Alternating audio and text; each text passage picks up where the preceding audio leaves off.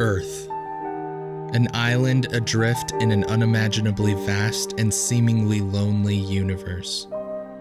On this world, 300,000 years ago, humanity found themselves stranded, castaways forced to survive on a dangerous world that sought to kill them at every opportunity. A planet of ferocious predators, natural disasters, famine, disease, and unrelenting violence between different groups of humanity, all vying for access to the resources required to survive on such a brutal world.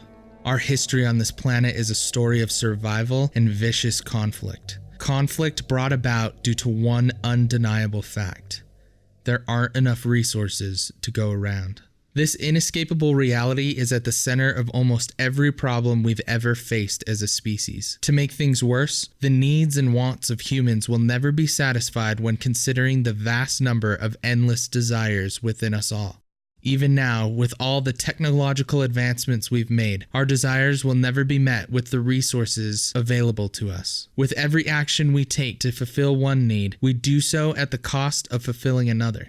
In Henry Hazlitt's 1946 book, Economics in One Lesson, Hazlitt explains this problem by exploring the options of Robinson Crusoe, a character from Daniel Defoe's novel about a man stranded on a remote island for 28 years. Crusoe represents the struggle we face as a species.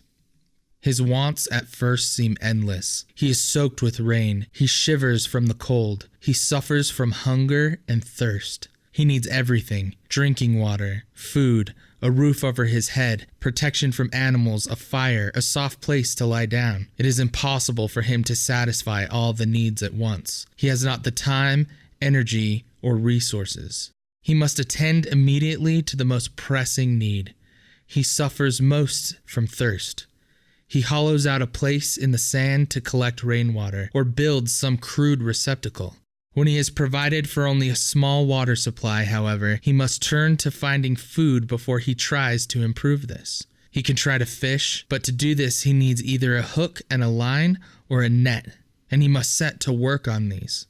But everything he does delays or prevents him from doing something else only a little less urgent. He is faced constantly by the problem of alternative applications of his time and labor. For everything we do so at the expense of an alternative action for survival and well-being. When we introduce more people to the environment, we're able to distribute these tasks, but we also increase the number of human needs that need to be met. And then we must decide what to use those resources for. Not only does our time and labor have alternative uses, but so do the resources available to us. How does Crusoe use the water he's gathered? How much does he use for himself? How much for the animals he's domesticated? How much water to bathe, to cook with, to construct other useful materials? Not only are resources scarce, but they have alternative uses in an endless variety of ways. So what do we do? How do we take what we have, what we can produce, and distribute it to where it's needed most? The study of this indisputable aspect of society is called economics, and throughout our history, we've developed different systems to accomplish this goal. Some of these economic systems have failed where others have succeeded.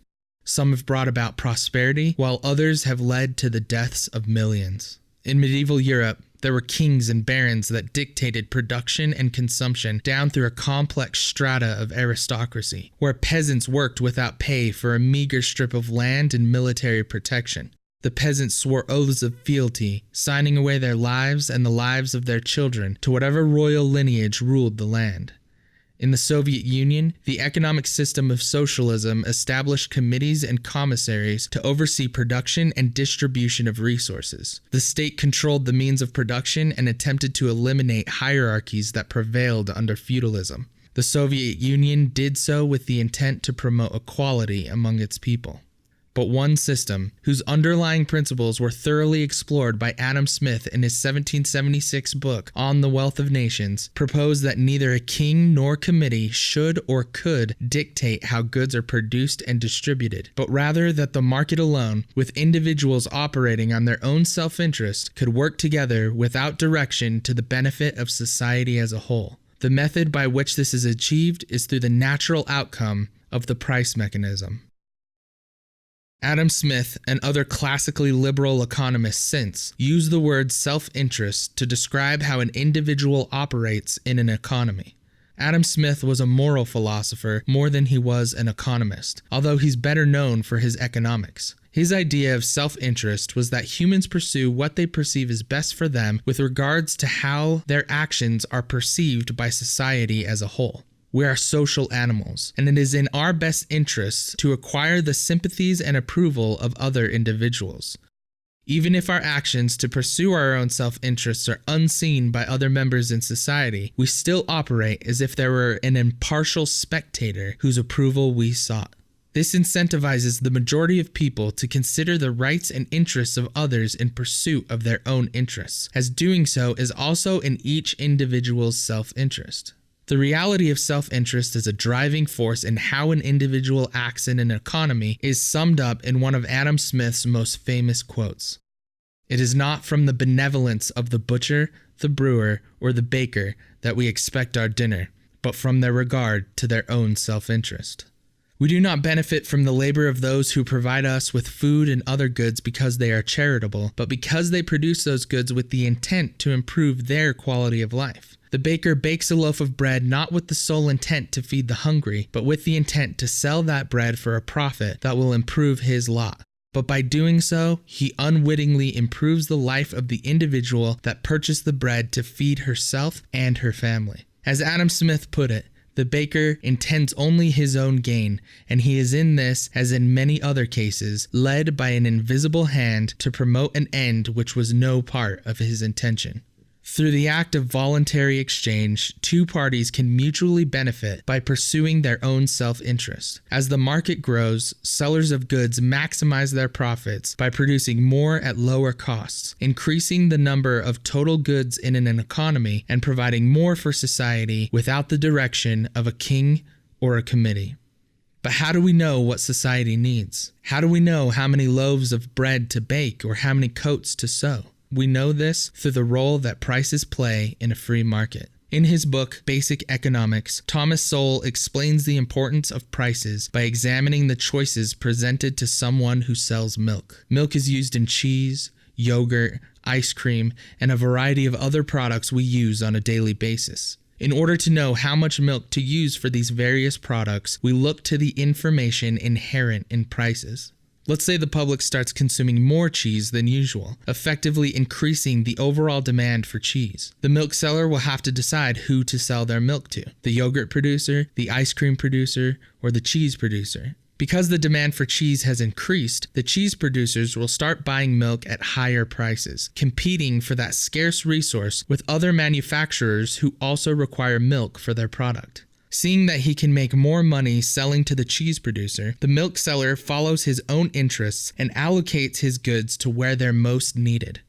There's no king or committee telling him where to send the milk or what to charge for it. The prices are set by what the milk seller is willing to sell for and what the cheese seller is willing to pay, taking into consideration the costs they'd have to pass on to their customers. Through the price mechanism, the milk ends up where it's most needed, as do all the millions of resources we need on a daily basis.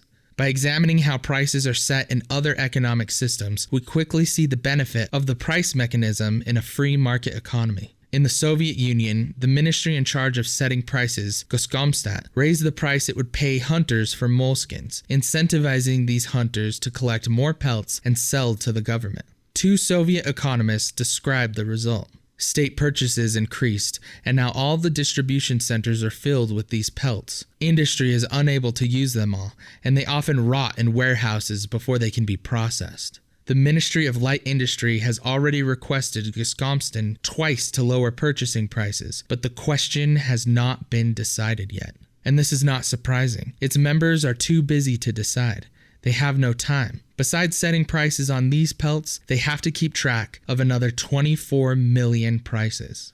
There are too many scarce resources, with too many alternative uses, for any central power to effectively distribute, produce, and price. This is one of many causes as to why the Soviet Union saw surplus of unwanted goods and shortages of goods that were in high demand, such as food. The pricing mechanism, with individuals pursuing their own rational self-interest, unwittingly directs goods to where they're needed most and increases overall production within that economy. It encourages individuals to work together for the overall good of society. This concept is summed up perfectly by Milton Friedman, explaining the concepts presented in Leonard Read's essay, I, Pencil.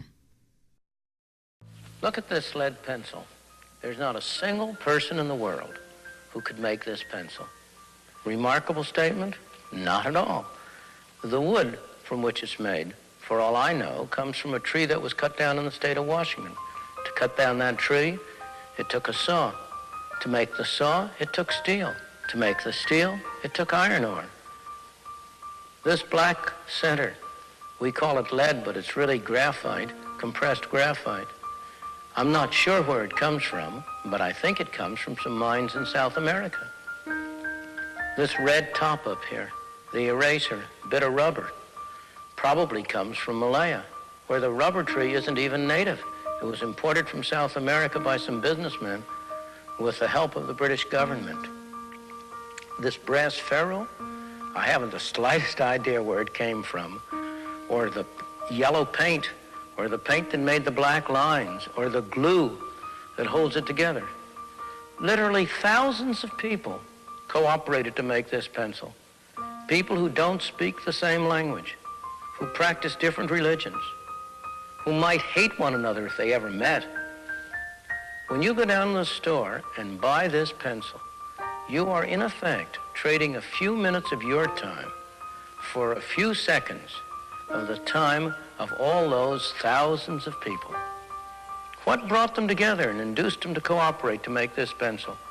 There was no commissar sending out orders from some central office. It was a magic of the price system, the impersonal operation of prices that brought them together and got them to cooperate to make this pencil so that you could have it for a trifling sum. That is why the operation of the free market is so essential, not only to promote productive efficiency, but even more, to foster harmony and peace among the peoples of the world. The ideas presented in this video were drawn from the works of Henry Hazlitt, Adam Smith, Leonard Read, and the great Thomas Sowell. For an in-depth examination of these concepts, I recommend Basic Economics by Thomas Sowell, The Wealth of Nations and Moral Sentiments by Adam Smith, and Economics in One Lesson by Henry Hazlitt. If you enjoyed this video, please subscribe to The Value of X and help share these important economic principles.